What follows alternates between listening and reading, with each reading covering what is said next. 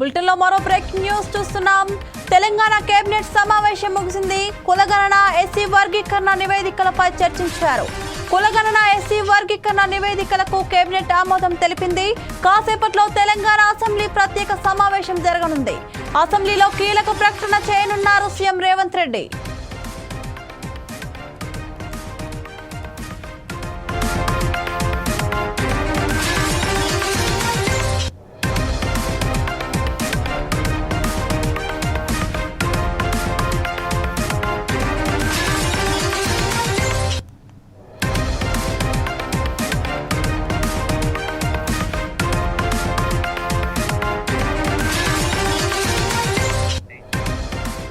Telangana cabinet సమావేశం ముగిసింది.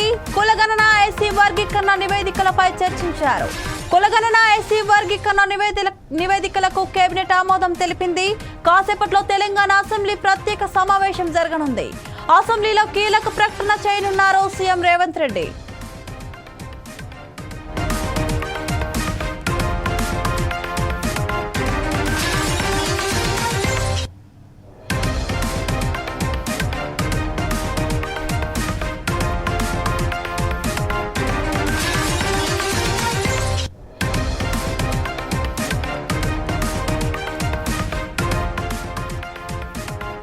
Telangana cabinet సమావేశం ముగిసింది.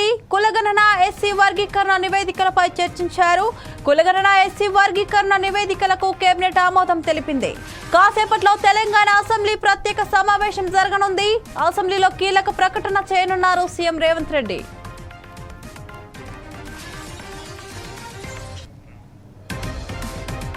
దీనిపై మరింత సమాచారం మా ఇన్పుట్ ఎడిటర్ రాములు అందిస్తారు. రాములు, చెప్పండి.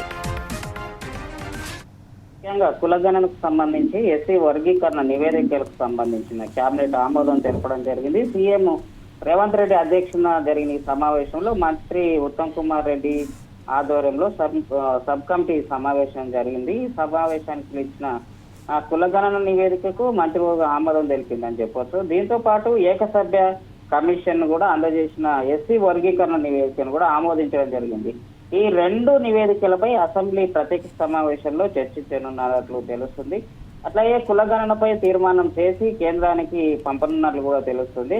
ఈ రోజు మధ్యాహ్నం 2 గంటలకు అసెంబ్లీ సమావేశంలో ఈ రెండు అంశాలకు సంబంధించిన పైన అసెంబ్లీలో చర్చకు రానున్నట్లు తెలుస్తుంది శ్రీలత. మరోవైపు కేబినెట్ ఆమోదం తెలపడంతో తెలంగాణలోనే ఉన్న ఈ ఎస్సీలకు సంబంధించిన మాదిగ వర్గానికి సంబంధించిన దాంట్లో కొంత ఒక కాంగ్రెస్ కు సంబంధించిన సానుకూల వాతావరణం వ్యక్తం చేయడం జరుగుతుందని చెప్పొచ్చు. ఎందుకంటే సబ్ కమిటీకి సంబంధించిన దాంట్లో ఈ కమిటీలో కీలక నిర్ణయం తీసుకోవడం, వర్గీకరణ అమలు పైన ఏకసభ్య కమిటీ తీసుకున్న ఇవ్వనున్న దానిపైన ఒక నిర్ణయం తీసుకోవడంతో అంటే రాష్ట్రంలో ఇది నిర్ణయం జరిగితే కేంద్రానికి సంబంధించిన విషయం అమలు చేసుకోవడానికే ఎక్కువ అవకాశాలు ఉంటాయి. అంటే ఈ అధ్యయనానికి సంబంధించి కూడా చూసుకుంటే తెలంగాణ సర్కారు కేబినెట్ నిర్ణయం తీసుకున్న తర్వాత ఇది సూచన మేరకు కూడా హైకోర్టు విశ్రాంత న్యాయమూర్తి షమీం అఖ్తర్ నేతృత్వంలో ఏకసభ్య కమిషన్ కూడా నియమితమైందని చెప్పొచ్చు. దీంతో జస్టిస్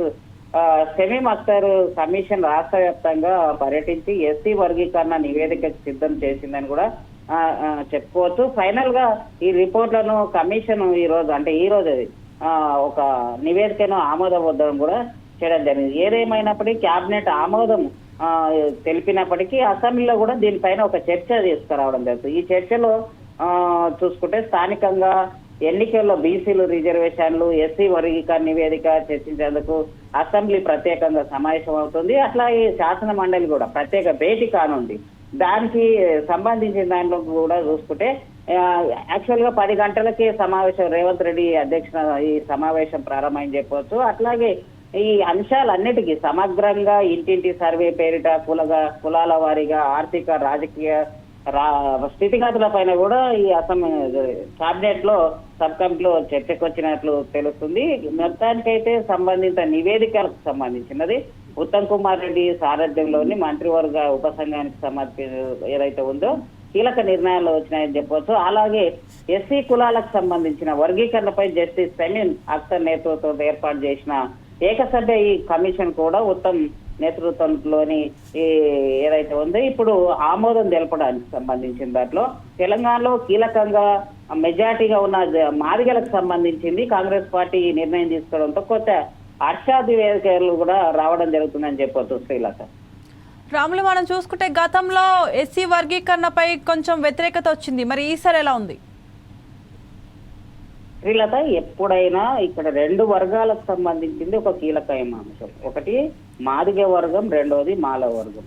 ఈ రెండు వర్గాలకు సంబంధించిన దాంట్లో ఈ రిజర్వేషన్ ఫలాలకు సంబంధించిన దాంట్లో అంటే 1% కాడనే ఈ తేడా వస్తుంది. ఎక్కడైతే మాదిగ వర్గానికి ఇది ఏదైతే ఉందో ఉపకులాలకు సంబంధించిన దాంట్లో ఎస్సీ వర్గీకరణకు సంబంధించిన అంశాలకు సంబంధించిన దాంట్లో పూర్తి స్థాయిలో ఎస్సీ ఎస్టీలకు సంబంధించిన అంశాలను పరిశీలన చేసుకున్నట్లయితే ఏదైతే ఉపకులాలకు సంబంధించిన ఈ 1% ఏదైతుందో ఇది రోస్టర్ సిస్టమ్ లో రావడం జరుగుతుంది. అంటే కింది స్థాయిలో చదువుకున్న వారు లేకపోవడంతో ఆ రోస్టర్ విధానంతో ఇది వస్తున్నప్పుడు దాన్ని ఆల్టర్నేట్ గా మాదిగ వర్గానికి వెళ్ళడంతోనే దీన్ని మాల వర్గం వ్యతిరేకించడం జరుగుతుందని చెప్పొచ్చు. ఏది ఏమైనప్పటికీ ఇక్కడ ఎస్సీ వర్గీకరణ అనేది ఇదొక పెద్ద భూతం లాగా చూపెట్టి రాష్ట్రాల్లో ఉన్న రెండు వర్గాలను విభజించు పాలించు పాలక వర్గాలు ఏదైతే చేస్తున్నారో దీనికి రాష్ట్ర ప్రభుత్వం ఒక సఖ్యతగా చూపడం అంటే ఆమోదం తెలపడం, రాష్ట్రంలో రెండు వర్గాలను కలుపుకోకపోవడంతో రెండు వర్గాలు కాంగ్రెస్ పార్టీని రెండు భుజాలుగా భావిస్తుందని చెప్పవచ్చు. ఎందుకంటే ఏ ఒక్క వర్గాన్ని వదులుకున్నా కాంగ్రెస్ పార్టీకి తీరని అన్యాయం జరుగుతుందని చెప్పుకోవచ్చు. రెండు వర్గాలకు ఈ రోజు రేవంత్ రెడ్డి ప్రభుత్వంలో చూసుకున్న రెండు వర్గాలకు సంబంధించిన వారిని సమాన స్థాయిలో గస్టెడ్ పోస్టులు కానీ నాన్ గస్టెడ్ పోస్టులు కానీ ఎమ్మెల్యేలు కానీ ఎమ్మెల్సీలకు సంబంధించిన చూసుకుంటే రెండు వర్గాలకు సమాన ప్రాధాన్యత రేవంత్ రెడ్డి గారి ప్రభుత్వం ఇస్తుందని చెప్పుకోవచ్చు. అందులో భాగంగానే ఎవరికి ఏం జరిగినా ఎవరికి అన్యాయం జరిగినా ఇబ్బంది లేకుండా ఎస్సీ వర్గీకరణ రాష్ట్రంలో అమలు చేయడానికి కాంగ్రెస్ ప్రభుత్వం ఒక కీలక సబ్ కమిటీ సమావేశం జరిగింది. ఆ సమావేశంలో కులగణనకు సంబంధించింది కానీ ఎస్సీ వర్గీకరణకు సంబంధించింది ఆమోదించడం జరిగింది. అసెంబ్లీకి వెళ్ళిన